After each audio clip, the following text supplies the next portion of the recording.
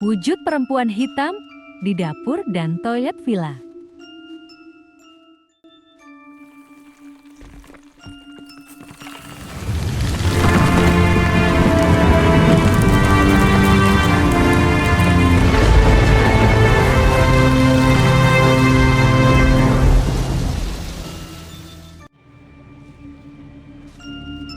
Assalamualaikum warahmatullahi wabarakatuh.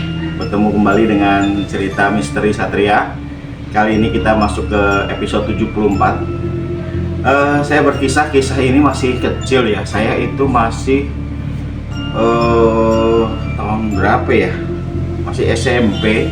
SMP itu sekitar 87 atau 88. Tahun 88 89 ya. Saya lupa juga, tapi pokoknya antara saya kelas 2 SMP. Nah, itu kita diajak sama almarhum bapak itu piknik ke villa kantornya di kawasan Cipanas.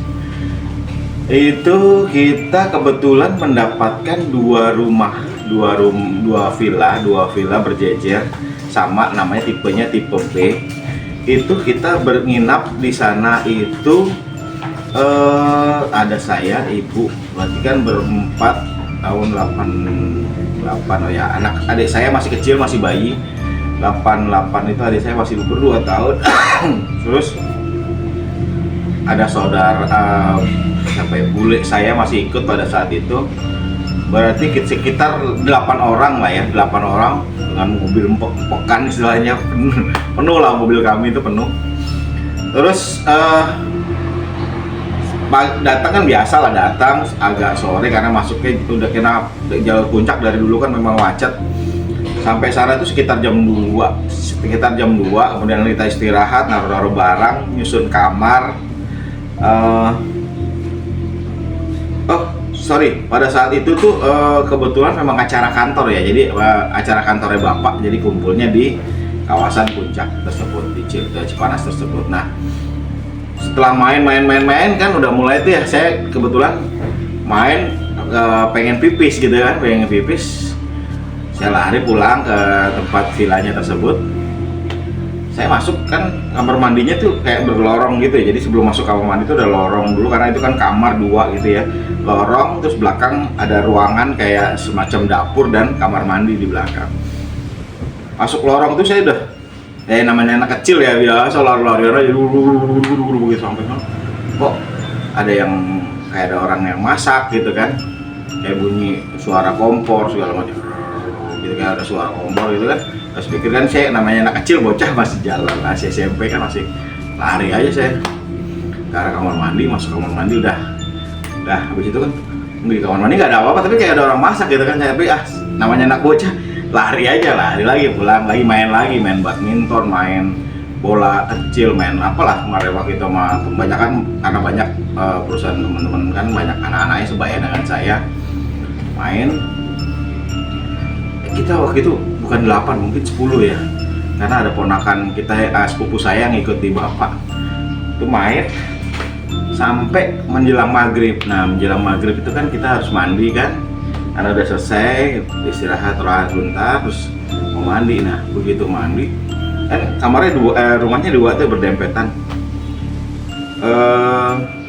Salah satu saudara saya itu berteriak di kamar mandi sebelah dia.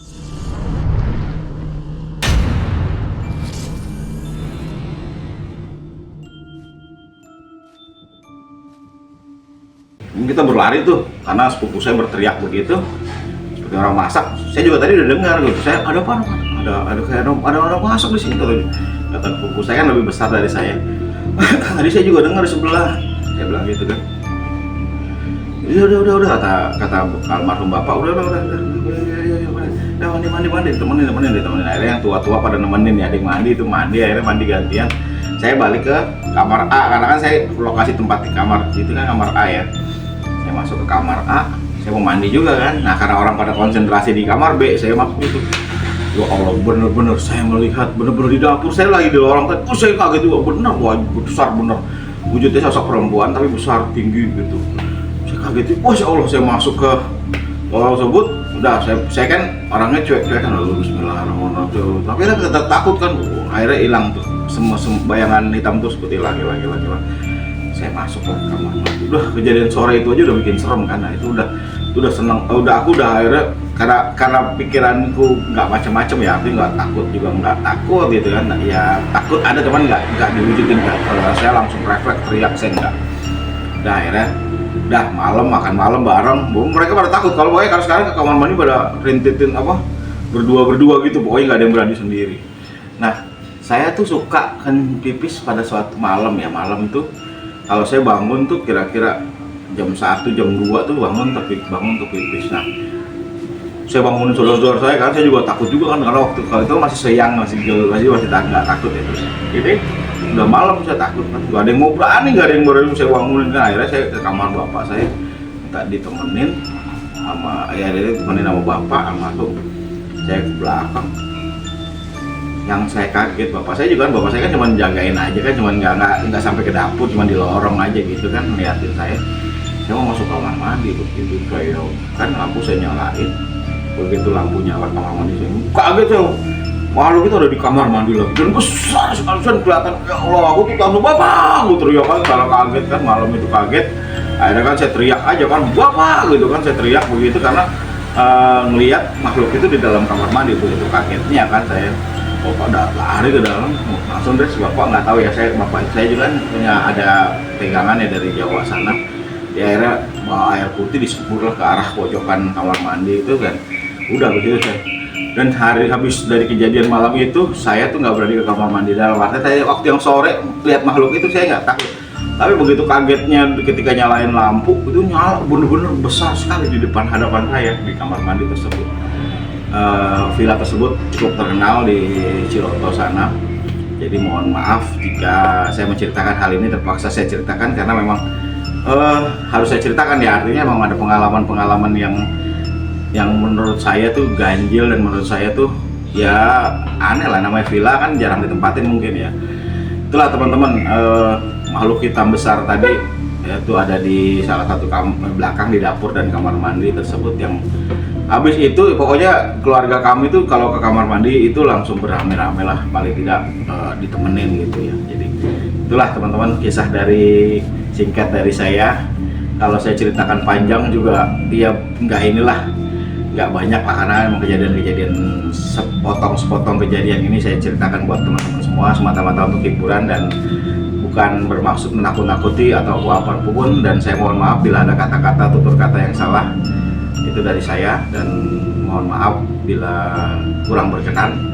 Buat teman-teman yang takut silahkan skip saja, tapi buat yang senang dengan cerita misteri tolong di like, comment, subscribe, and like. Oke, jangan lupa Cerita Misteri Satria di YouTube dan Cerita Misteri Satria di TikTok. Demikian, wassalamualaikum warahmatullahi wabarakatuh.